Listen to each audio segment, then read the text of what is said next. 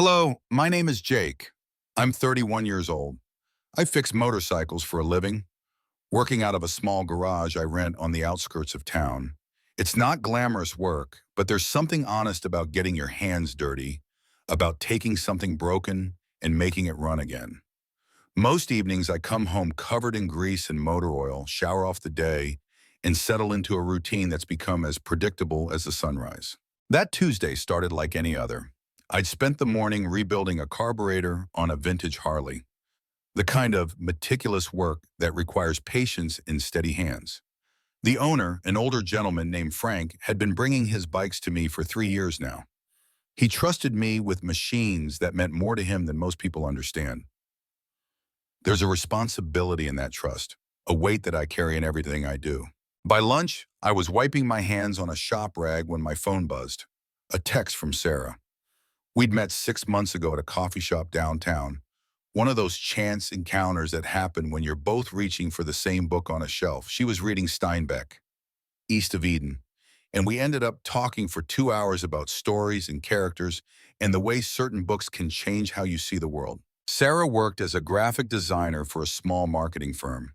She had this way of seeing patterns in everything, finding beauty in the arrangement of ordinary objects. When she talked about her work, her eyes would light up and she'd gesture with her hands, sketching invisible designs in the air. We'd been friends since that first conversation, meeting for coffee every few weeks, sometimes walking through the park near her apartment, talking about everything and nothing. Her text was simple. Want to come over tonight? I'm making dinner. I stared at the message for a moment, feeling something shift in my chest. Sarah had never invited me to her place before. Our friendship had existed in public spaces, neutral territory where we could talk and laugh without the weight of expectation. Her apartment felt different, more personal, more intimate. I typed back, "What time?" 7, and Jake, "Don't eat beforehand. I'm actually cooking this time." I smiled at that. Sarah was notorious for ordering takeout, claiming she could burn water if left unsupervised in a kitchen. The fact that she was cooking meant something, though I wasn't sure what. The rest of the afternoon passed slowly. I finished the Harley, cleaned my tools, and swept the garage floor twice. Frank picked up his bike, running his hand along the chrome with the reverence of someone touching something sacred. He paid me in cash, as always, and shook my hand. "She sounds beautiful," he said, listening to the engine idle. "You've got good hands, Jake. Don't forget that." I drove home thinking about his words. Good hands. In my line of work, that was the highest compliment you could receive. But as I showered and changed clothes, I wondered if having good hands with machines translated to other things, to people, to moments that mattered. Sarah's apartment building was a converted warehouse in the Arts District, all exposed brick and large windows. I'd driven past it countless times but never been inside. The elevator was one of those old freight lifts, all metal grating and mechanical sounds. I pressed the button for the 4th floor and felt my stomach tighten with something between anticipation and nervousness. Her door was painted deep blue with a small succulent in a ceramic pot sitting on the floor beside it. I knocked, and within seconds the door swung open. Sarah stood there in jeans and a cream-colored sweater, her dark hair pulled back in a messy bun. She was barefoot, and there was flour on her hands. "You actually came," she said, smiling. "You actually cooked," I replied, catching the scent of something savory drifting from the kitchen. Her apartment was exactly what I'd expected, and nothing like I'd imagined. The main room was open, with tall windows facing west. The walls were covered with her artwork, sketches, paintings, and design mock-ups that created a kind of visual symphony. A large couch sat in the center of the room, facing an old television that looked like it hadn't been turned on in months. Books were stacked everywhere, on shelves, tables, and the floor, creating small towers of stories and ideas. "I made pasta," she said, leading me toward the kitchen. "Well, I attempted pasta. The sauce is from a jar, but I added things to it. That counts as cooking, right?" The kitchen was small but efficient, with herbs growing in pots on the windowsill. She'd set the small table with actual plates and cloth napkins, the kind of attention to detail that made the evening feel intentional, planned, significant. We ate and talked about work, about the book she was reading, and about a documentary she'd watched about motorcycle racing. She asked about the Harley I'd been working on, and I found myself telling her about Frank, about the way he treated his bikes like family members, about the responsibility I felt when someone trusted me with something they loved. You care about people, she said, twirling pasta around her fork. I noticed that about you the first day we met. You listen like what people say actually matters to you. Doesn't it matter to everyone? You'd be surprised, she said, and there was something sad in her voice, a note that made me want to ask questions I wasn't sure I had the right to ask. After dinner, we moved to the couch. Sarah had made coffee, real coffee from beans she'd ground herself, and we sat at opposite ends of the long sofa, facing each other with our legs tucked up. The television remained off, and the only light came from a floor lamp in the corner and the fading daylight through the windows. I have something to tell you, she said, and my heart did something complicated in my chest. I waited, watching her face in the soft light. She was looking down at her coffee cup, turning it slowly in her hands. I'm thinking about leaving, she said. The job, I mean, maybe the city too. Where would you go? I don't know yet. Somewhere different. Somewhere I can start over. She looked up at me then, and her eyes were bright with something between excitement and fear. I've been saving money for 2 years. I have enough to take a real risk now, to try something completely different. What kind of something? Freelance design work, maybe, or teaching? I've always wanted to teach art to kids. She set her coffee cup on the side table and shifted on the couch, moving closer to me.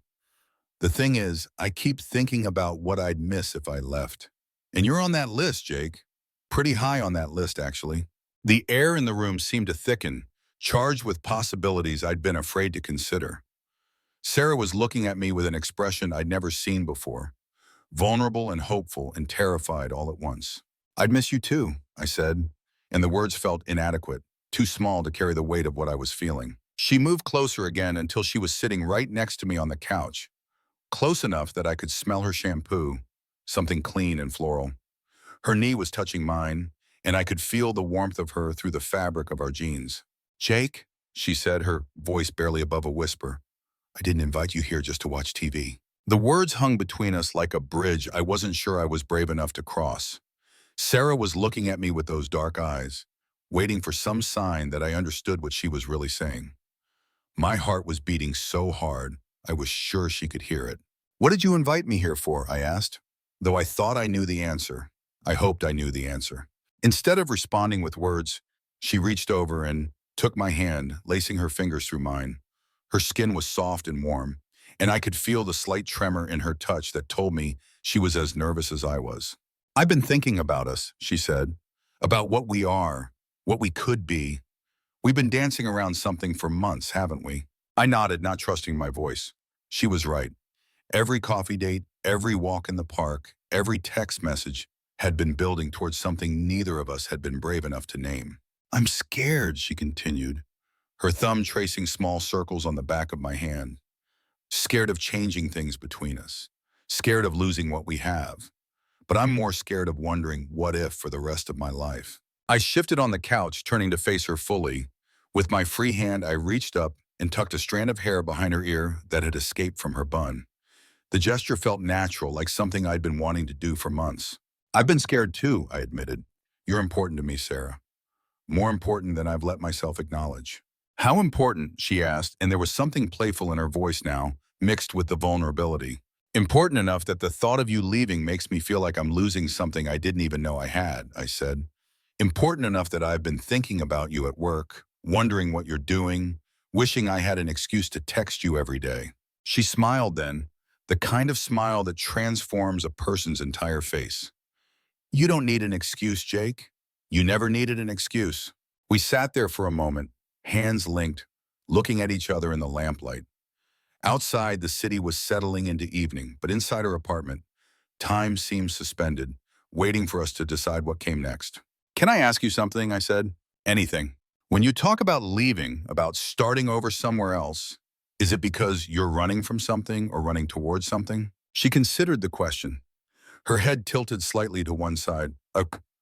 Both, maybe? I feel stuck sometimes, like I'm living someone else's version of what my life should be. The job pays well, but it doesn't feed my soul. You know, this city is beautiful, but it can be lonely. I want to wake up excited about the day ahead, not just going through the motions. What would feed your soul? I asked. Creating things that matter, teaching kids to see the world differently, having conversations like this one where I can be completely honest about who I am and what I want. She squeezed my hand. Being close to people who see me, really see me. I understood what she meant. In my work, I found satisfaction in fixing things, in taking something broken and making it whole again. But there was a deeper satisfaction in moments like this, in connection, in being known by another person. What about you? She asked. Are you happy with your life the way it is? It was a question I'd been avoiding for months, maybe years. I like my work, I said slowly. I'm good at it, and it feels honest, but sometimes I wonder if I'm hiding behind it, using it as an excuse not to take bigger risks. What kind of risks? Emotional ones, mostly. I've gotten comfortable being alone, being self-sufficient. It's easier than putting yourself out there and risking getting hurt. Is that what this is? She asked, gesturing between us. A risk? The biggest one I've considered in a long time, I admitted. She was quiet for a moment, studying my face. Then she said, what if we took the risk together? The question hung in the air between us, heavy with possibility. Sarah's hand was still in mine, her thumb still tracing those small circles that were making it hard to think clearly. The apartment around us felt like a cocoon, separate from the rest of the world, a place where we could say things that might be impossible anywhere else. What would that look like? I asked. Taking the risk together? I don't know exactly, she said, but I know I want to find out. I know that sitting here with you feels more real than anything I've done in months. I know that when I imagine leaving this place, the only thing that makes me hesitate is the thought of leaving you behind. I felt something shift in my chest, like a door opening that I'd kept locked for years. Sarah, I said. Wait, she said, moving even closer to me on the couch. Before you say anything, I need you to know something. I've never done this before. I've never been the one to make the first move, to say what I'm really feeling. It terrifies me. You're doing fine, I said, and I meant it. Her honesty was like a gift, something precious and fragile that she was trusting me with. I keep thinking about that first day we met, she continued. How easy it was to talk to you. How you listened to me ramble about books and art like what I was saying actually mattered. Most people don't listen like that, Jake. Most people are just waiting for their turn to talk. I remember that day too, I said. I remember thinking that you saw things differently than other people, that you found beauty in places I'd never thought to look. I remember walking away from that coffee shop feeling like something had shifted in my world. Something had shifted, she said. For both of us, I think.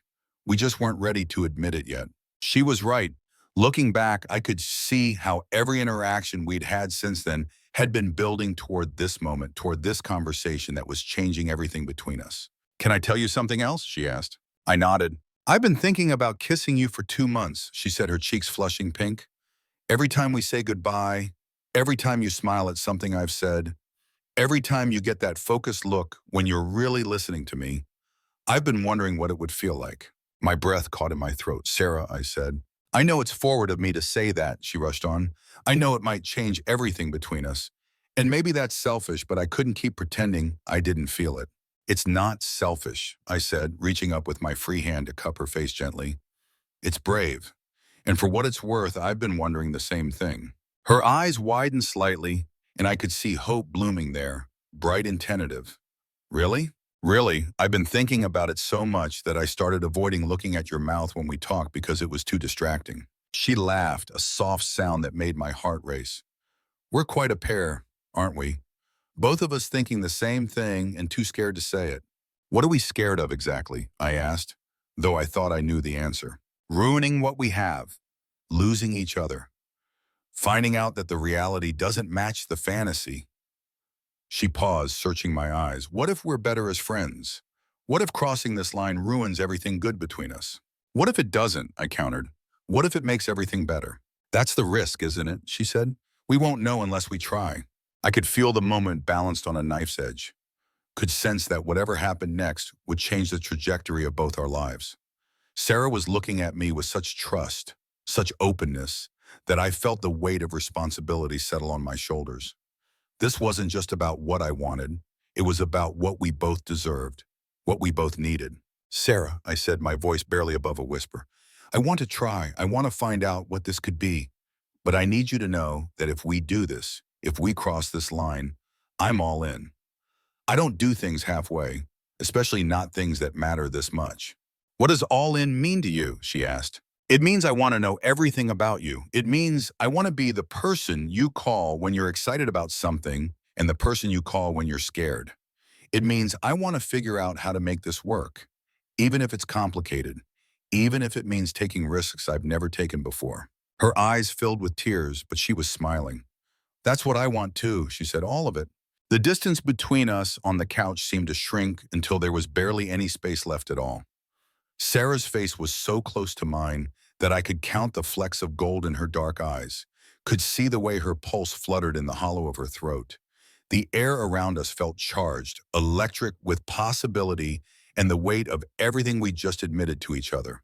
So what happens now? She asked, her voice soft and uncertain. Now we stop overthinking, I said, surprising myself with the certainty in my voice. Now we trust what we feel. I leaned forward slowly, giving her time to pull away if she wanted to, but instead she met me halfway. When our lips touched, it was soft and tentative at first, a question being asked and answered. Then something ignited between us, and the kiss deepened, became more urgent, more real. She tasted like coffee and possibility, like every conversation we'd ever had and everyone we were going to have. Her hand found the back of my neck, her fingers tangling in my hair, and I felt like I was falling and flying at the same time. When we finally broke apart, we were both breathing hard, foreheads pressed together, eyes closed. Wow, she whispered. Yeah, I agreed, not trusting myself to say anything more articulate. We stayed like that for a moment, just breathing each other in, letting the reality of what had just happened settle around us. When I opened my eyes, Sarah was looking at me with an expression of wonder and something that might have been relief. That was, she started, then trailed off. Worth the risk, I suggested. So worth the risk, she said, laughing softly. Jake, that was better than I imagined, and I have a pretty good imagination. I kissed her again, slower this time, savoring the feeling of her mouth against mine, the way she sighed softly when I traced her lower lip with my tongue. When we broke apart, she settled against my side, her head on my shoulder, and I wrapped my arms around her, marveling at how perfectly she fit against me. This is nice, she murmured, her breath warm against my neck. It is, I agreed, pressing a kiss to the top of her head, though I have to admit I'm a little nervous about what comes next. What do you mean? I mean, we've just changed everything between us. Tomorrow morning when we wake up, we're going to be different people than we were this morning. We're going to have to figure out how to be whatever this is. She lifted her head to look at me. Are you having second thoughts? No, I said, quickly. Not at all. I just wanted to do this right, Sarah. You matter too much to me to mess this up. What does doing it right look like to you? I thought about it for a moment, running my hand through her hair. It looks like taking our time, getting to know each other in this new way. It looks like being honest about what we want and what we're afraid of. It looks like not pretending this is just casual when it clearly isn't. It's not casual for me either, she said. Jake, I need you to know something. I've been in relationships before, obviously, but I've never felt like this. I've never wanted to tell someone everything about myself. Never wanted to know everything about another person the way I want to know you. Tell me something I don't know about you, I said. She smiled. What kind of something? Anything, something important, something silly, something that helps me understand who you are when no one else is looking. She was quiet for a moment, thinking. Then she said, I talk to my plants, not just the herbs in the kitchen, but all of them. I have names for them, and I tell them about my day when I water them. I know it's ridiculous, but it makes me feel less alone. It's not ridiculous, and I said, it's sweet. What do you tell them? Everything. About work, about books I'm reading, about you. She blushed. I've told them a lot about you, actually. About how you make me laugh, about how you see the world, about how I've been falling for you without even realizing it was happening. You've been falling for me? I asked, my heart doing something complicated in my chest. For months, she admitted, slowly at first, then all at once. Like that quote from Hemingway about going bankrupt. Gradually, then suddenly, I quoted. Exactly, she said. That's exactly what it felt like. The word love hung between us, and I felt my breath catch. Neither of us had said it directly, but it was there, hovering just beneath the surface of everything we'd shared tonight. Sarah, I said, my voice rough with emotion. I know it's too soon to say it, she said quickly. I know we just figured out what this is between us, and I don't want to scare you off by moving too fast. You're not scaring me off, I said, tilting her chin up so I could look into her eyes. You're not moving too fast. You're being honest. And that's exactly what I want from you. What I want from us. So you're not freaked out that I basically just told you I'm in love with you? No, I said, and realized I meant it completely. I'm not freaked out. I'm grateful because I've been feeling the same way and didn't know how to say it. Her eyes widened, and I could see hope and disbelief warring in her expression. You have? I have, I confirmed. I love the way you see beauty in everything, the way you get excited about ideas, the way you listen like you're trying to understand not just what I'm saying, but who I am underneath the words. I love your laugh and the way you scrunch your nose when you're concentrating and how you always smell like that floral shampoo. I love that you talk to your plants and that you trust me enough to tell me about it. She was crying now, but smiling through the tears. Jake, I love you. I love you too, Sarah, I said, the words feeling both terrifying and inevitable. I think I've been in love with you since that first day in the coffee shop, but I was too scared to admit it, even to myself. I love you too, she whispered. And then she was kissing me again, and I could taste the salt of her tears mixed with the sweetness of her mouth. When we broke apart, we were both laughing and crying at the same time, overwhelmed by the magnitude of what we just shared. This is crazy, she said, wiping her eyes. 6 hours ago, we were friends. Now we're in love. I finished. And yes, it's crazy, but it's also right, isn't it? It feels right. It feels perfect, she agreed. It feels like something I've been waiting for my whole life without knowing I was waiting. We settled back against the couch, her head on my chest, my arms wrapped around her. Outside, the city had fully transitioned into night, and the apartment was lit only by the single lamp and the glow from the kitchen. It felt like we were the only two people in the world. So what happens now? She asked. With us, I mean, and with your plans to leave. It was a good question, one that I'd been wondering about since she'd first mentioned the possibility of moving away. What do you want to happen? I want to be with you, she said without hesitation. However that works, wherever that is. If that means staying here, I'll stay. If it means you coming with me somewhere new, I'd love that too. I just know that now that I have this, have you, I don't want to give it up. I feel the same way, I said. But Sarah, I don't want you to give up your dreams for me. If you want to leave, if you want to try something new, we'll figure out how to make it work. What if we made it our dream? She asked, lifting her head to look at me. What if we planned it together, figured out a place where we could both be happy, both do work that matters to us? The idea sent a thrill through me, terrifying and exhilarating at the same time. You'd want that? To plan a future together? I'd want that more than anything, she said. Jake, I know this is all happening fast, but it doesn't feel rushed to me. It feels like we're finally catching up to where we were supposed to be all along. I knew exactly what she meant. Despite the fact that we'd only acknowledged our feelings hours ago, being with her like this felt natural, inevitable, like coming home. Where would we go? I asked, getting caught up in the possibility. Somewhere we could both work, somewhere beautiful. Maybe a smaller city, somewhere with character and community. I could freelance, maybe teach art classes. You could open your own shop, build a reputation in a new place. That sounds incredible, I said and meant it. For the first time in years, I was excited about the future, about the possibility of building something meaningful with another person. We don't have to decide tonight, she said. We have time to figure it out, to plan it right. We do, I agreed. But Sarah, I want you to know that whatever we decide, wherever we end up, I'm committed to this, to us.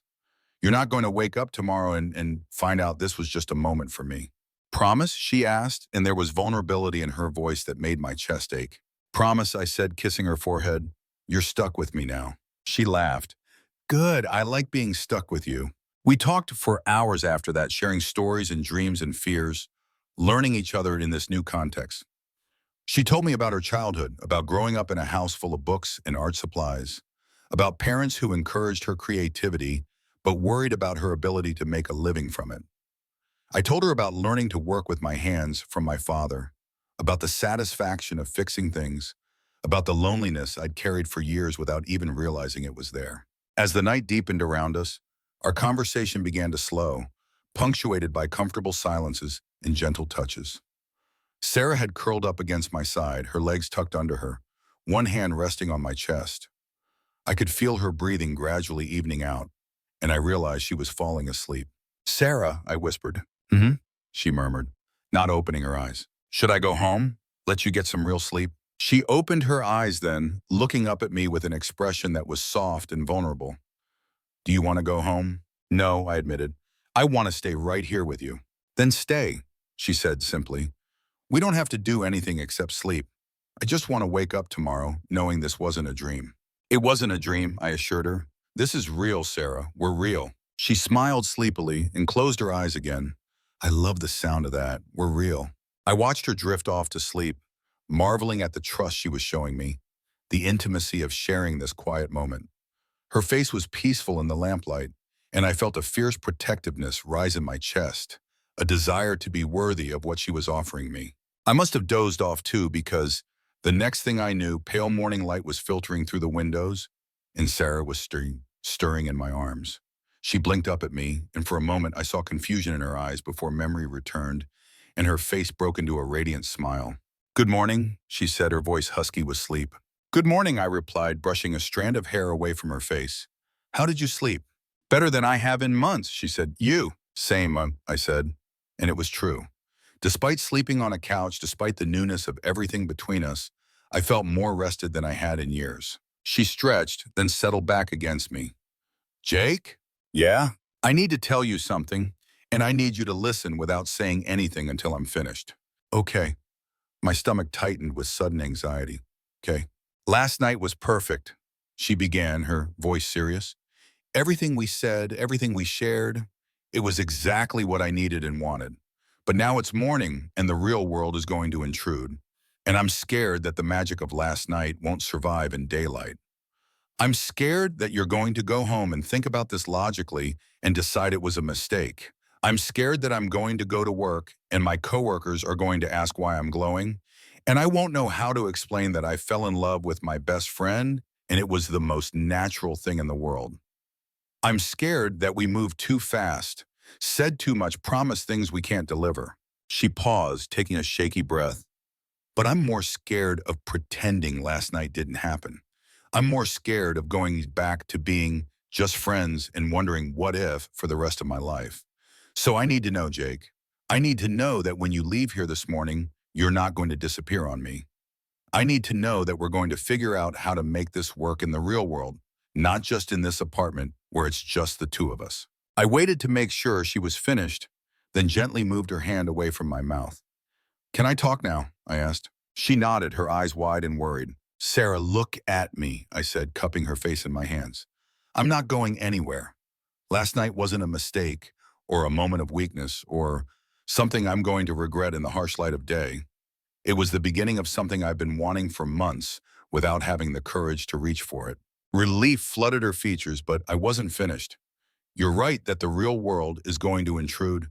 We're going to have to figure out how to navigate this relationship while we both have jobs and responsibilities and lives that existed before last night.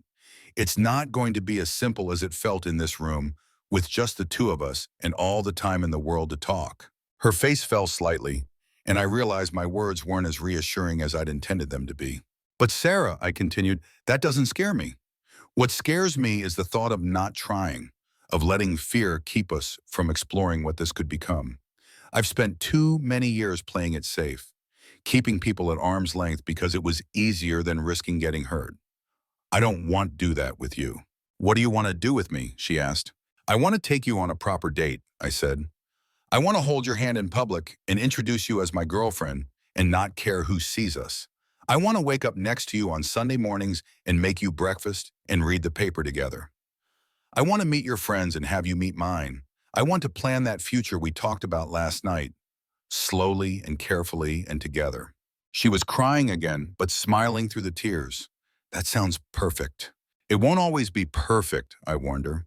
"We're going to have fights and misunderstandings and days when we annoy each other. We're going to have to learn how to be a couple, how to balance our independence with our commitment to each other. I know, she said. I want all of it, Jake. The perfect parts and the imperfect parts and everything in between. I kissed her then, slow and deep, tasting the promise of our future on her lips. When we broke apart, she was looking at me with such love and trust that I felt humbled by it. So what's our first step? She asked. How do we start being us in the real world? How about I take you to breakfast? I suggested. Somewhere public, somewhere we can sit across from each other at a table and talk like the couple we are now. I'd love that, she said. But first I need to shower and change clothes and try to look like I didn't spend the night having life-changing revelations. You look beautiful, I said and meant it. Her hair was messy and she had pillow creases on her cheek, but she was glowing with happiness and it made her radiant. You're biased, she said, but she was smiling. Completely biased, I agreed, and I plan to stay that way. She got up from the couch, stretching, and I watched her move around the apartment, gathering clothes and toiletries. There was something domestic and intimate about the moment that made my heart race. This was what I wanted, I realized. Not just the grand gestures and romantic declarations, but the quiet, everyday moments, the simple pleasure of sharing space with someone I loved. Jake, she called from the bathroom doorway. Yeah, thank you. For what? For being brave enough to stay last night. For listening to me ramble about my fears this morning. For being exactly who you are, for loving me back. Thank you for inviting me over, I said, for being honest about what you wanted, for taking the first risk so I could take the second one. She disappeared into the bathroom and I heard the shower start. I sat on the couch, surrounded by the evidence of our night together. Coffee cups on the side table, the throw blanket we'd shared, the lingering scent of her shampoo on my shirt, and felt a profound sense of gratitude wash over me. 6 months ago, I'd been a man who went to work, came home, ate dinner alone, and fell asleep watching television. I'd been content, or at least I told myself I was. Now, sitting in Sarah's apartment, listening to her sing softly in the shower, I realized that contentment and happiness were entirely different things. My phone buzzed with a text message. Frank, asking if I could look at another bike this week. I typed back a quick response, then found myself smiling. Yesterday, work had been the most important thing in my life.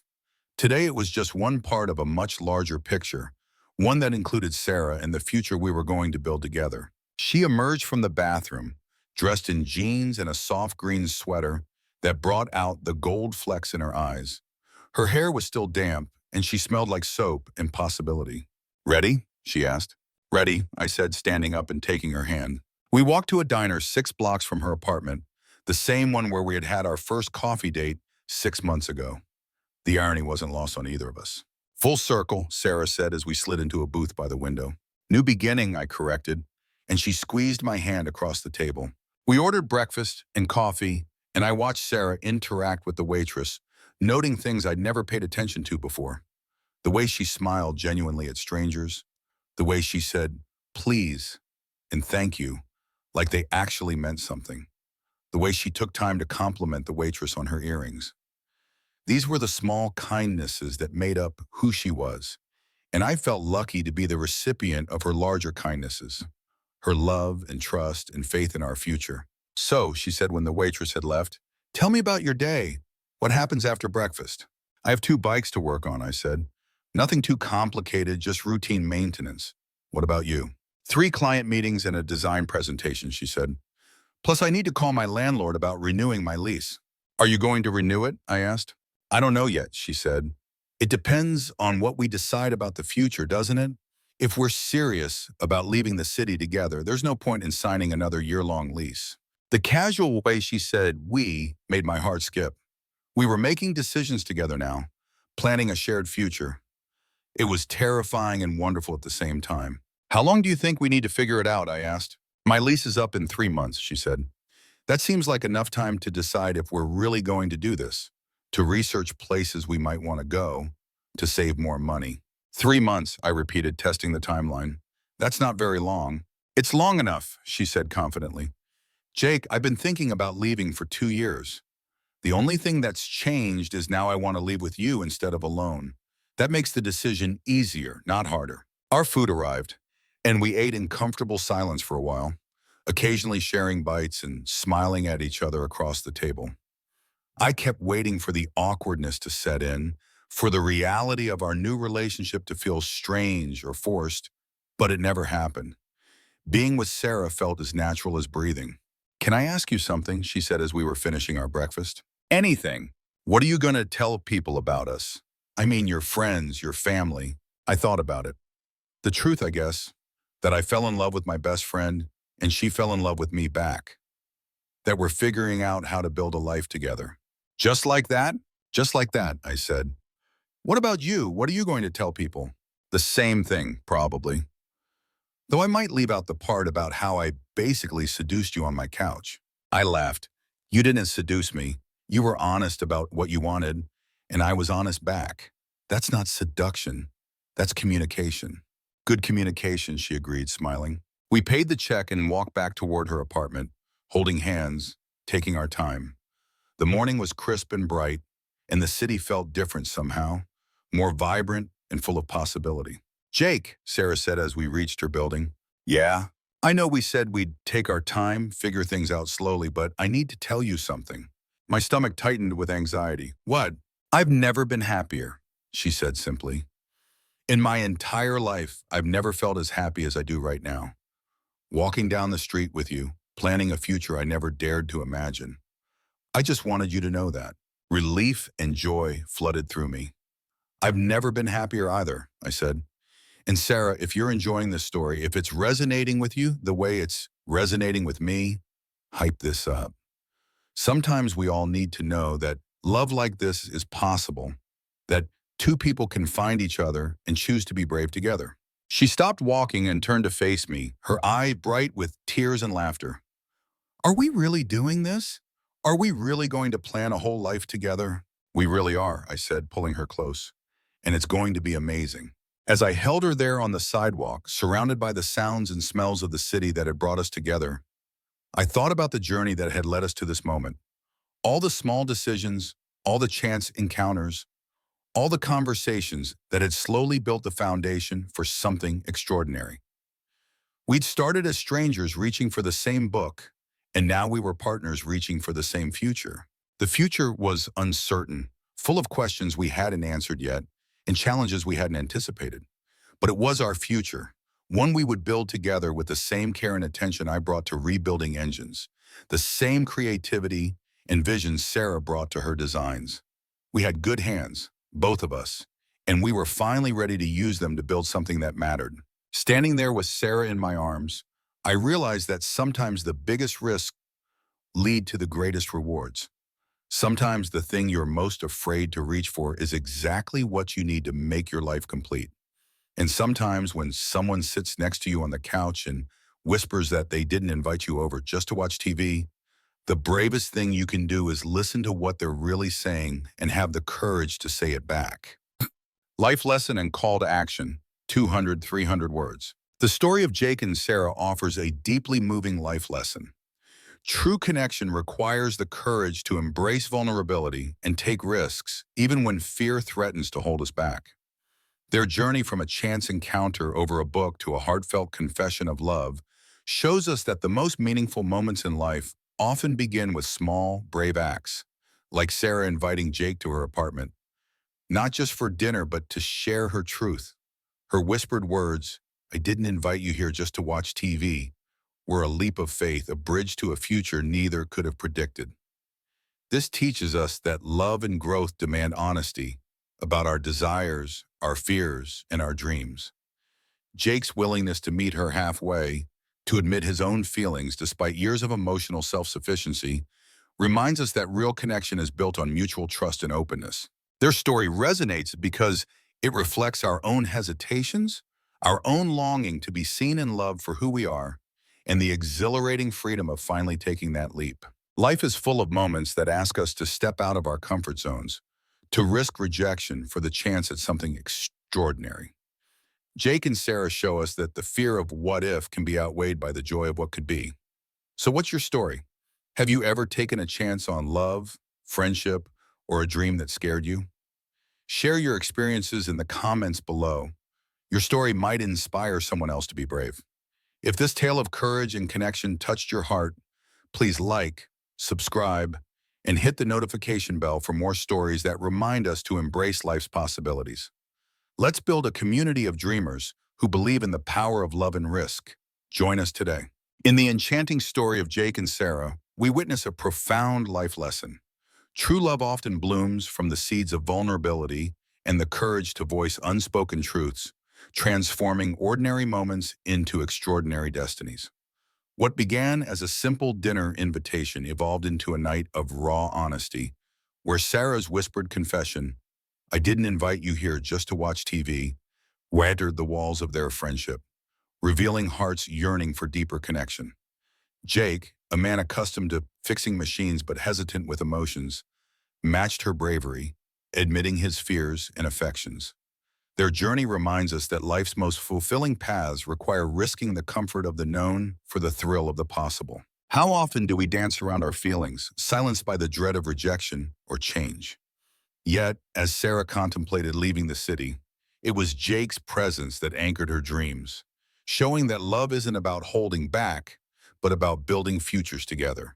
Flawed, uncertain, but profoundly real. This tale tugs at the soul, evoking memories of our own unspoken longings, the what-ifs that haunt quiet nights, and the joy of finally leaping into someone's arms. It teaches us to embrace vulnerability not as weakness, but as the gateway to authentic bonds, where shared fears become shared strengths and loneliness fades into companionship. In a world that often prioritizes safety over passion, stories like this ignite hope, urging us to whisper our truths before it's too late. What's your moment of vulnerability that changed everything?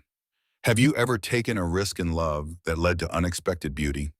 Share your heartfelt stories in the comments below. Your experience might inspire someone else to be brave.